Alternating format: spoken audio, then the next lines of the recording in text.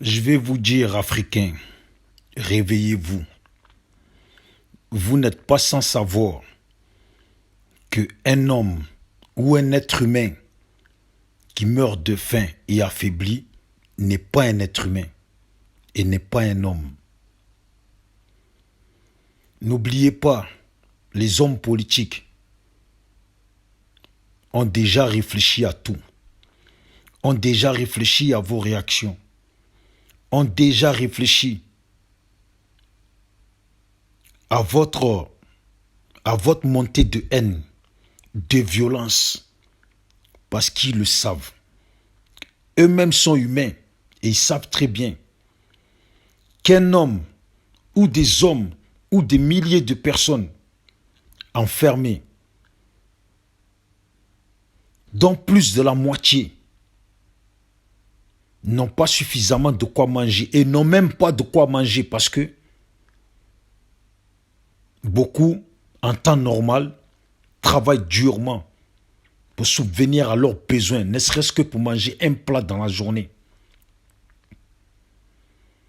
Alors, leur dire qu'on les confine ou qu'on leur mette un couvre-feu, sachant que dans la journée même, ils ne font pas grand-chose ou qu'ils ne peuvent pas faire grand-chose pour gagner leur vie. Comment pourraient-ils faire avec un confinement ou même avec un couvre-feu? Sachez bien, et je vous le répète, ils ont déjà réfléchi à la situation, maintes et maintes fois. Ils ont déjà réfléchi à la réaction que vous allez finir par avoir. Parce que à vous maintenir sur le confinement ou à vous maintenir sur un couvre-feu qui vous empêche à partir d'une certaine heure de pouvoir sortir et d'aller manger chez votre voisin ou chez votre ami quand vous n'en avez pas chez vous. Ils le savent déjà. Ils ont déjà pensé à votre réaction. Beaucoup d'entre vous, Africains, êtes 10, 20, 30 dans la même famille, même 5, 6 dans la même famille. Et même ça, c'est beaucoup. Certains, vous êtes 2, 3 dans la même famille. Et vous n'avez pas de quoi manger. Vous vivez déjà en temps normal difficilement. Parfois même pour manger, pour mettre quelque chose dans votre ventre, vous allez chez le voisin, vous allez chez la voisine, vous allez chez la tante, chez l'oncle. Certains vont au village passer des semaines pour revenir. Et d'un coup, on vous impose un confinement ou un couvre-feu. Et vous ne pouvez plus aller nulle part. Vous ne pouvez même pas, pour ceux qui habitent à Abidjan, vous ne pouvez pas profiter de la journée pour aller au village. Ni pour aller nulle part. Comment allez-vous résister, survivre, vous maintenir sur l'ordre de ce confinement ou de cette couvre-feu? Vous n'y arriverez pas. Et ils ont déjà pensé à tout. Et comme ils ont déjà pensé à tout, ils ont déjà pensé à comment aussi réagir vers vous. Regardez le début. Les policiers et les militaires vous ont frappé.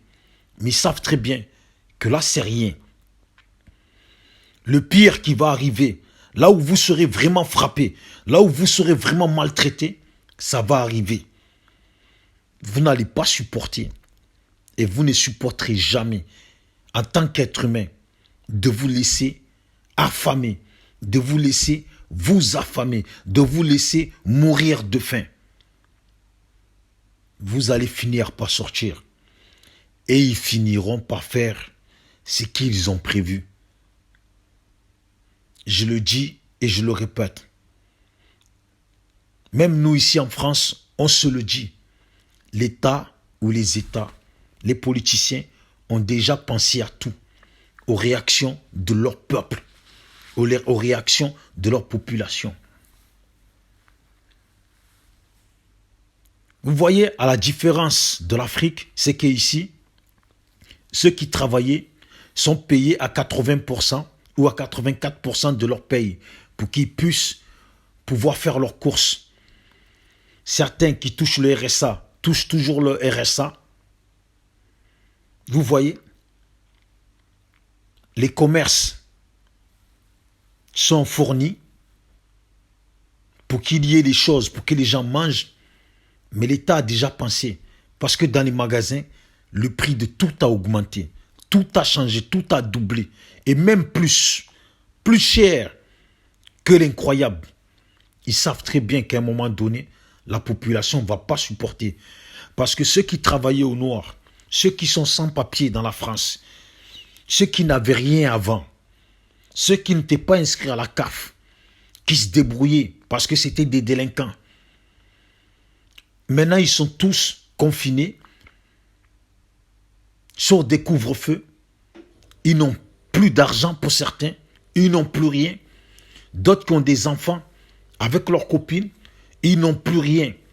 Actuellement, on fait des publicités pour que les gens puissent aider les autres. Mais à un moment, ceux qui aident, eux aussi n'auront rien. Et ceux qui sont aidés n'auront encore plus rien. Ils n'accepteront pas de rester chez eux. Ils n'accepteront pas de se laisser confiner. Ils préféreront plus tard qu'on les tue, qu'on les enferme en prison, qu'on les maltraite, que l'État leur trouve une solution réelle, que de rester enfermés chez eux avec leurs enfants et de mourir de faim. Sachant très bien que cette maladie dont ils parlent, nous sortons tous les jours, nous voyons dehors. Nous ne voyons pas des gens en train de tomber partout. Mais nous entendons parler que des gens sont dans les hôpitaux en train de mourir. Si cela est vrai, vous pensez vraiment que des gens vont continuer à vivre dans le confinement, que des gens vont continuer à vivre sur le couvre-feu pendant qu'ils n'ont rien chez eux? À l'heure actuelle, il y a des hommes et des femmes qui n'en peuvent plus, qui tapent, qui frappent leurs enfants, qui se bagarrent, qui se battent entre eux. Des familles qui se divisent dans l'ombre du couvre-feu, dans l'ombre du confinement. Vous pensez que les gens vont continuer à vivre comme ça? Jamais de la vie.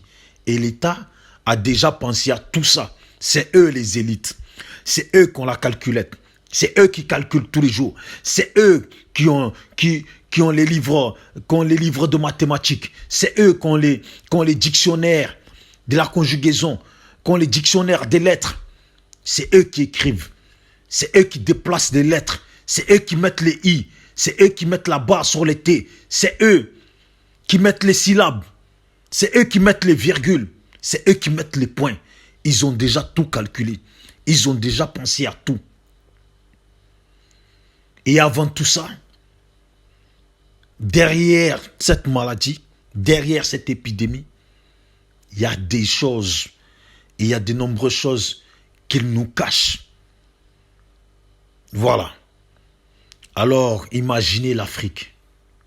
Vous, on vous annonce un couvre-feu du jour au lendemain. Vous êtes chez vous, vous n'avez rien à manger. L'État ne vous propose rien. Vous n'avez pas de paye par mois. Si on ne peut pas vous le dire, la journée, vous pouvez vagabonder où vous voulez, croiser qui vous voulez. Et qu'à la fin, le soir, vous devez être confiné avec les maladies que vous aurez ramassées dans la journée. Et vous êtes là toute la journée. Vous-même, vous voyez. Vous entendez parler de cette maladie. Mais vous sortez tous les jours, vous ne voyez pas de morts. Vous ne voyez pas des gens qui tombent. À un moment donné, vous allez vous dire qu'on est en train de vous traficoter le cerveau, qu'on est en train de se foutre de vous. On veut juste vous laisser dans la faim. L'État ne vous propose rien. Vous ne mangez pas. La journée, tout est fermé. Ou presque tout est fermé. Et même vous ne faites pas grand-chose. Qui va survivre comme ça? Qui va accepter de continuer à vivre comme ça? Personne. Ils veulent vous affamer, vous affaiblir, et vous serez des oui-oui. Pour ceux qui ignorent ce que veut dire ou ce que signifie être un oui-oui. C'est quelqu'un qui n'a plus le choix, qui est obligé de dire oui. Parce que c'est la seule réponse qui lui reste. Oui, oui, oui. Un être humain qui a faim, un être humain qui meurt de faim, un être humain qui meurt de soif, un être humain qui est affaibli, un être humain qui ne gagne plus sa vie, un être humain qui ne vit plus sa vie, à la fin, devient un oui-oui pour l'État. Et ils vous apporteront de la nourriture, ils vous apporteront des gâteaux ou des choses à manger de premier secours ou des choses de l'aide comme ils ont l'habitude de faire à chaque fois qu'ils ont foutu des guerres dans des pays, à chaque fois qu'ils ont traumatisé des peuples, à chaque fois qu'ils ont fait massacrer des peuples. Ils essayeront de vous apporter de l'aide. Mais dans la nourriture, ils auront caché quoi? Dans tout ce qu'ils vous donneront à manger, ils auront caché quoi? Et après, comme vous serez tous affaiblis, il faudra aussi vous donner des soins. Il faudra aussi vous faire des prises de sang. Il faudra aussi vous donner des cachets. Il faudra aussi vous faire des vaccins. Il faudra aussi vous redonner de la force. Vous m'avez compris. Vous m'avez compris comment ils vont vous tuer. Vous m'avez compris comment ils vont vous avoir. Ils ont déjà commencé à vous avoir. Mentalement, ils vous ont eu. Mentalement, ils vous ont eu. Dans leurs calculs mathématiques, ils nous ont eu. Dans leur classement de syllabes, ils nous ont eu. Dans leurs alignements de lettres, ils nous ont eu. Faites attention, les Africains. Faites attention, ne vous laissez pas avoir. Ne vous laissez pas avoir. C'est tout ce que j'ai à dire. Ne vous laissez pas avoir. Réveillez-vous. Réveillez-vous. Ne vous laissez pas avoir.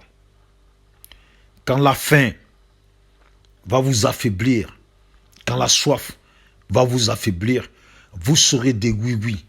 Pendant que eux sont enfermés dans des maisons, nos dirigeants, avec leurs familles, tous nos députés, nos consuls, sont enfermés dans des maisons où sont entre amis. Ils sont en train de rigoler sur vous. Ils sont en train de se foutre de votre gueule.